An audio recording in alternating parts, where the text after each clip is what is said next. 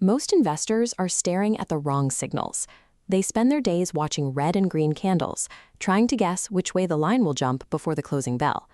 Underneath that daily chaos, a massive effort is underway to rebuild the physical and digital routing of the entire global economy. This structural shift is happening in the background. It built up slowly through policy changes and infrastructure contracts before the market reflects the new reality. As the world transitions toward regional trade networks, those following daily price charts risk missing the total reconfiguration of the world's plumbing. We start with the digital pipes. Current payments are inefficient, requiring trillions to stay trapped in pre-funded accounts for cross-border trade. Institutions prioritize systems solving this liquidity problem. When value moves instantly between global nodes, trapped capital is free to flow toward efficient markets. Policymakers and financial institutions are currently reclassifying assets like XRP as critical infrastructure. They are integrating these protocols into the settlement layers required for 24-hour global liquidity. This push for regulatory clarity removes the primary obstacle for institutional entry. Large-scale capital can move into these utility-driven systems before the retail market reacts. A similar rerouting is occurring in physical energy markets.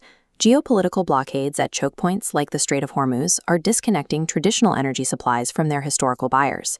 Energy is now following much longer maritime detours. Supertanker bookings are surging as these vessels ferry oil across newly established routes to avoid conflict zones. With Middle Eastern supply restricted, American crude is functioning as the marginal barrel of last resort for refiners in Europe and Asia. This creates a unique opportunity for midstream pipeline operators and LNG export terminals, the specific physical systems that facilitate this global redirection of energy. U.S. export infrastructure has effectively become the primary hub for global energy logistics. The rebuild extends to obscure chemical supply chains.